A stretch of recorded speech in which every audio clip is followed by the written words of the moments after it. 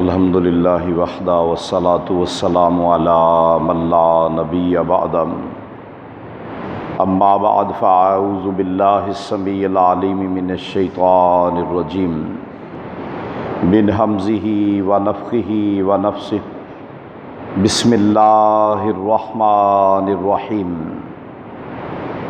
والذین یکنزون الذہب والفضة ولا ينفقونها في سبيل الله فبشرهم بعذاب علیم۔ اور جو لوگ سونے اور چاندی کا خزانہ رکھتے ہیں اسے اللہ کی راہ میں خرچ نہیں کرتے، آپ ان لوگوں کو دردناک عذاب کی خبر سنا دیجیے۔ سورہ التوبہ اس کی آیت نمبر 34۔ رمضان المبارک میں کی جانے والی نیکیوں میں سے ہمارے ہاں عام طور پر زکوٰۃ بھی لوگ رمضان المبارک میں ہی اکثر ادا کرتے ہیں، اس لیے اب آپ کے سامنے زکوٰۃ کے بارے میں احکامات ذکر کیے جائیں گے۔ سب سے پہلی بات یہ ذہن میں رہنی چاہیے کہ دین اسلام کے بنیادی ارکان میں سے ایک رکن زکوٰۃ بھی ہے، اور جو آدمی اس کا انکار کرتا ہے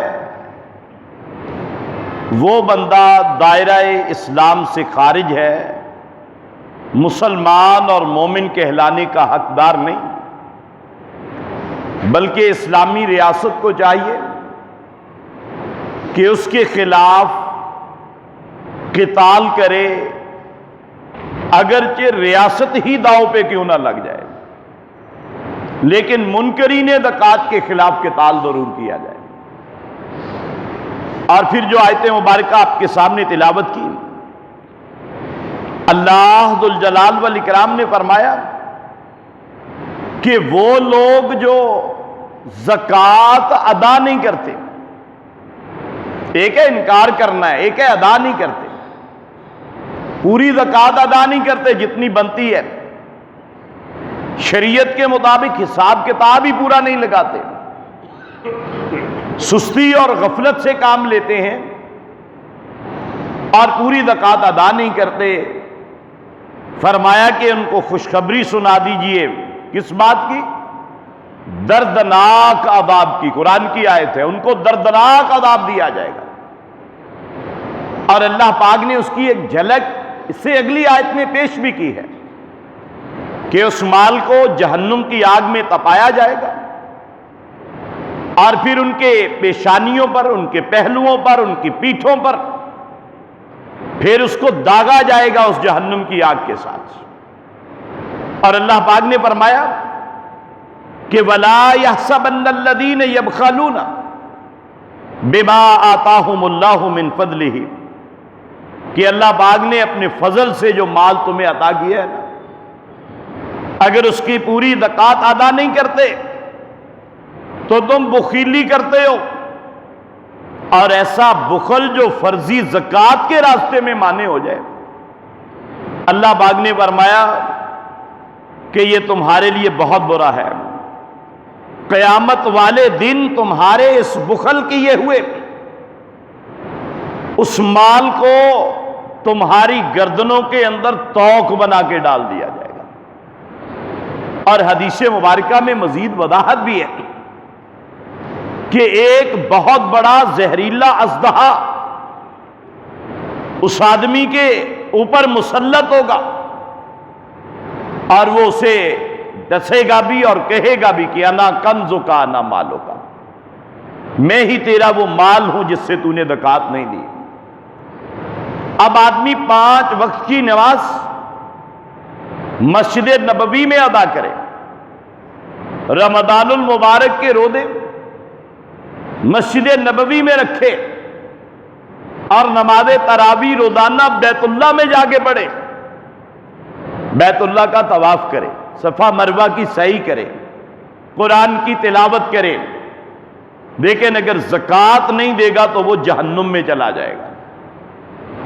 اگر زکوٰۃ کا منکر ہے وہ کافر ہو جائے گا، کیونکہ اللہ عز و جل نے دو ٹوک انداز میں فرمایا وَوَيْلٌ لِّلْمُشْرِكِينَ، اور ایسے مشرکین کے لیے جہنم کی آگ ہے، ہلاکت ہے، بربادی ہے، کہ الذین لا یؤتون الزکوٰۃ، کہ جو لوگ زکوٰۃ ادا نہیں کرتے۔ اور آپ صلی اللہ علیہ وسلم نے فرمایا کہ مانع الزکوٰۃ یوم القیامت فی النار، کہ زکوٰۃ کو روک لینے والا، ادا نہ کرنے والا۔ اب اگر کوئی بندہ پوری ادا کرے پھر تو ٹھیک ہے، اگر پوری ادا نہیں کرتا، کم زکوٰۃ ادا کرتا ہے، ادا کرتا ہے لیکن روک لیتا ہے کچھ مال زکوٰۃ میں سے، فرمایا کہ وہ بھی قیامت والے دن جہنم کی آگ کے اندر جو ہے اس کو ڈال دیا جائے گا۔ اس لیے میرے بھائیو، زکوٰۃ ایک فریضہ ہے لازمی، ہمارے اسلام کا ایک اہم رکن ہے اور کامیابی اور کامرانی کے لیے بنیادی حیثیت۔ زکوٰۃ کی ادائیگی لازم اور فرض کس آدمی پہ؟ جس کے پاس نصاب کی حد تک مال پہنچ چکا ہے۔ اب اس کے بارے میں اس کے احکامات کیا ہیں، کتنے مال میں سے کتنی زکوٰۃ دی جائے گی، اس کی وضاحت انشاءاللہ آئندہ مجلسوں میں کریں گے، لیکن یہ بات خود بھی ذہن نشین رکھیں اور اپنے دوست احباب عزیز و اقارب تک بھی پہنچایا کریں کہ زکوٰۃ کی ادائیگی لازمی ہے۔ آپ کے روزے، آپ کی نمازیں، یہ تب تک آپ کے لیے فائدے مند نہیں ہوں گی جب تک آپ اسلام کے پورے ارکان کے اوپر عمل نہیں کریں گے۔ اور پورے ارکان میں نماز بھی ہے، کلمہ توحید، رسالت پر ایمان، اور پھر اس کے بعد نماز، پھر زکوٰۃ، پھر روزہ، اور پھر اس کے بعد صاحب استطاعت پر حج۔ اللہ عز و جل سے دعا ہے کہ اللہ رب العالمین ہمیں بخیلی سے، کنجوسی سے، اسراف اور فضول خرچی سے محفوظ فرمائے، اور اللہ عز و جل صحیح سچے پکے مومن اور مسلمان بننے کی توفیق عطا فرمائے۔ وما علینا الا البلاغ المبین۔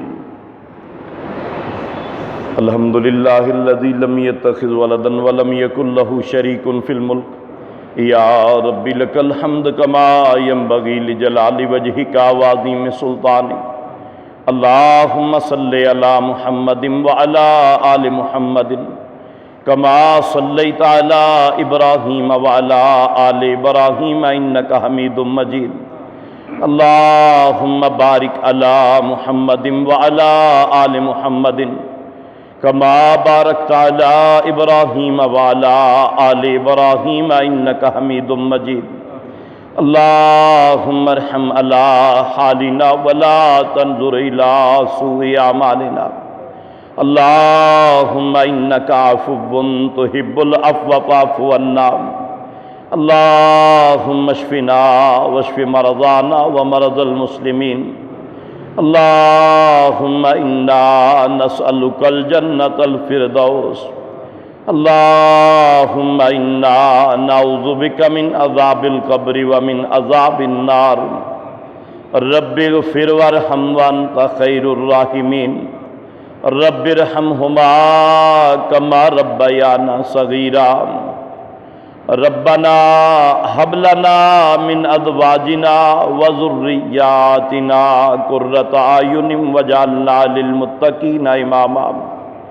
اللہم اذھب عنا الوباء والبلاء۔